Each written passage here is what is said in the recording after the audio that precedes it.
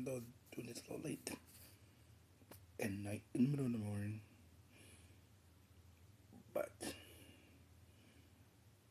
we're doing two movies: DC League of Super Pets and Ron Gone Wrong. Not in order. You know, actually, maybe in order. Let's go ahead and do DC League of Pets, Super Pets. A movie that starts out with Crypto the Super Dog and his master Superman. It starts off with the movie with them showing us how they met and, well, he was always Superman's pet, Crypto, and he's stuck on the board of the ship as he was leaving. Every other Superman has never mentioned him having a dog, but you but I digress. Well, this movie is basically a message of learning how to accept change.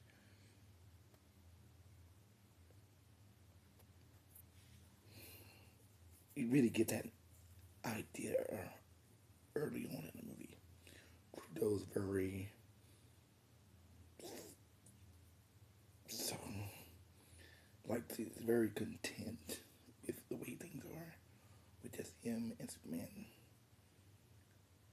being Superman being the only one that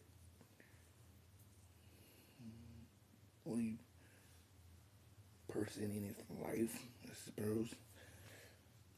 And then he gets a girlfriend, which we all know is Lois Lane. And unlike Spider-Man, he actually marries his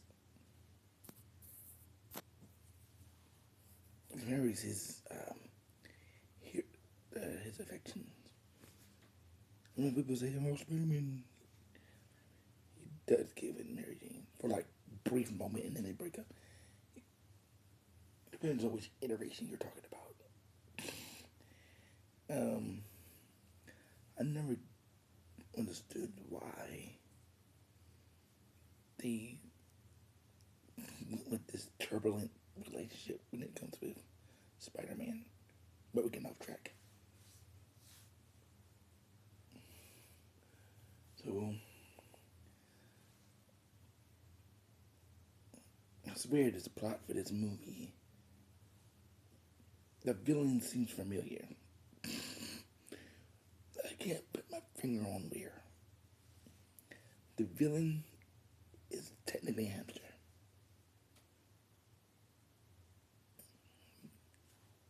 For the dog, at least, the pets. It's the hamster. Hamsterville. I feel like something that come out of Lilo and Stitch. But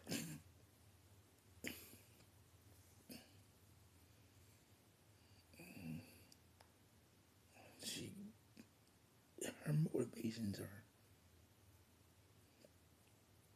I want to say, weird. Um,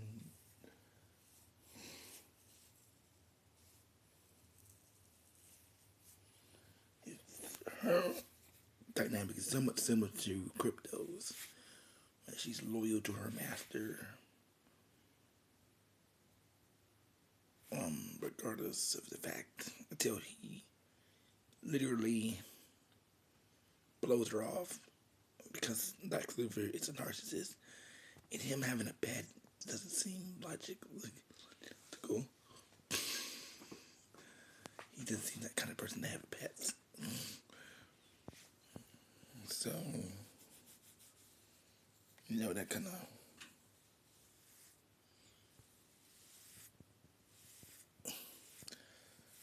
But then again, it sort of. I don't know. You would think Lex Luthor would be smarter than them not to betray a pet with superpowers. You would think he would be smart enough not to do that, because then that pet's gonna be like going to win revenge. And might purposely foil your plans. Which is exactly what happened.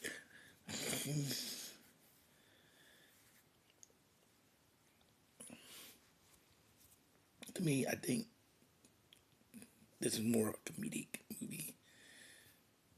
This is not to be taken too seriously as far as the hero and villain kind of thing goes. Because if you did take it seriously, you'd be mad about how they treated Lex Luger in this movie. Luthor kind of played a little bit dumb for sake of comedy. He ain't dumb, but let's just say he does a few things that wouldn't be. It doesn't go that goes toward against his character. I know he does evil, but he's not evil just to be evil. And this one, he's evil just to be evil and self-aggrandizing. Batman is not Batman. He's more like a comedic version of Batman. Superman, let's say he's same as Batman. All the main superheroes are not serious selves, so they're more like, it's like Teen Titans Go, more like their comedic version of themselves, not to be taken seriously type version of themselves. Like when they get, like if Justice League was on vacation that day. So, because this movie is pretty much basically focused on the pets of the superhero, but the superheroes don't have pets. These are like them first. Oh my goodness! Here we go. This Krypton loses his superpowers briefly, but other pets get superpowers somehow by accident. When Lex Luthor was trying to get superpowers on his own, but then crystal that he got, red kryptonite, it was like red or orange kryptonite, didn't work, but he did find out later, oh, it only works with pets. But that's kind of contrived. So, well, what about, I didn't even know what. So there's a kryptonite that only works on pets. That's oddly specific. Oddly specific indeed. I know Kryptonite had probably had pets. So they had certain kryptonite for certain elements. Bit of kryptonite. Where's the origins of this Kryptonian material? And why would Earth have it? Why would Earth have kryptonite? Or any kind of kryptonite for that matter. I never asked myself that question. How in the world would Earth get kryptonite? It's not even known to eat. Not a natural substance on Earth. So when they come here, he should have been OP like nobody's business. And what I mean by OP is like nobody could. He's technically overpowered unless you have kryptonite. Kryptonite, no, that's all I was doing. Probably just makes him normal. What's that? That's weird to have.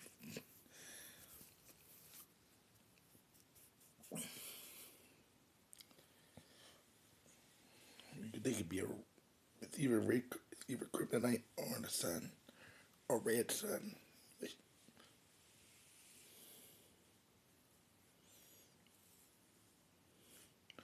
But I didn't have really much to say about Legacy of Superbad. Did I like it? Yeah, it was alright. I wouldn't say I was in love with it. Who made this movie? It was not Illumination Films. I forgot which company made this. I believe it might have been Illumination. Who makes the DC comic animations? Might be Warner Brothers. It was Warner Brothers. Warner Brothers or Paramount. Paramount. One of those two. Um, it wasn't all that good. It was okay. I'll give it okay. Give it like a 7. It did keep my interest for most of the movie. 7.5. The jokes was alright. It wasn't the best of the best. No gut busting jokes to me at least. And then I didn't laugh that much in this movie.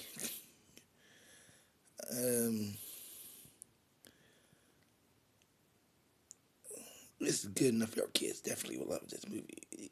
It's a harmless movie. Let's move on to the next one. Ron's Gone Wrong. I swear I've seen this movie before. Oh, right. Another movie did the exact same plot of this movie before. Forgot the name of it. But I do know it versus robots versus the world. The Mitchells versus the world did this plot already. It's the exact same plot. Minus a few things, but it's exactly the same plot. Let me summarize it. Kid gets a robot. Robot's your best friend. Robot's made by a company who wants to make everyone have a robot friend. Robot is malfunctioned. Doesn't work right because it fell out of a back of a truck. Now it doesn't work right. He's been told movie with the kid trying to give a return the robot. But then by returning the robot, he starts to like it, the robot. And they develop friendship, and then he changes his mind about returning the robot. Then the robot gets caught doing something wrong, and then the company that made him sends security or comes after him to destroy him, and shenanigans ensues. They run away. The bad guy. In this case, there's a well-meaning person, and then there's their money-hungry side guy. Well, guess what? That money-hungry side guy ends up being the antagonist, sort of. What I mean, sort of, is I wouldn't say there's an antagonist. I would say there's an antagonist, but I'm not gonna say the antagonist in this movie is not much more of an antagonist than a writer painting behind annoyance. And the matter is that the guy just wants money. He just doesn't technically all he wants. He just wants to own the company for money. That's all he cares about. If Ron didn't cause a minor inconvenience, and there wouldn't be much of a movie. I mean, he wouldn't be that much of a pain. He'd just be worried about dollars and stealing people's information for money. He represents the corporations who prey on children for advertisement. Die. Cliched. Great cliched premise. But then the thing is, the expose, there wasn't much to expose other than he didn't really like kids, and that's the only thing about him that was, oh, he didn't like kids, so that was almost the whole thing said it was for kids, so it's like if they exposed Barney and the guy who hired to play Barney didn't like kids. Like it's similar to that. Man, there's not much to this Ron Gone Wrong. It's a very wholesome movie about friendship and not being caught up in your technology to build friendships. the old-fashioned way. What's the protagonist doing? Yes. Because the boy didn't even try to make friends. He just went to school, done nothing, just sit there, complain about not having friends because he didn't have a bebop or bubble bop. They didn't really make him any friends. They just a machine that goes to school. His parents commit robbery at death. And no, they paid off the guy in the truck, the broken one in the back. But then, I'm not going to spoil the ending, but I liked it better than I liked, but better than I liked Superbad, despite the cliched villain. But both one even, so both say a solid 7.5.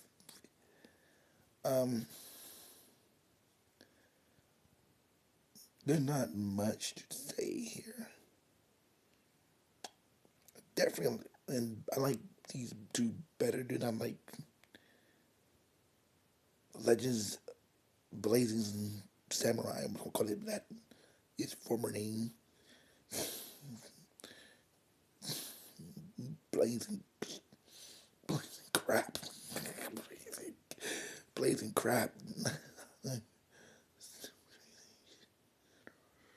The crappy other movie I watched, Blazing Samurai, Legend of Hank, on like Barf.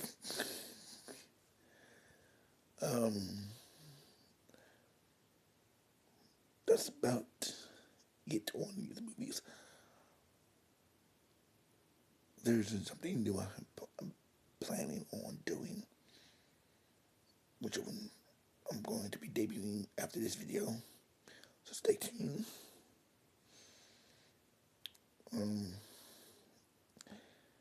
But do anime. That's gonna like give you that. Ooh, it's gonna be spicy.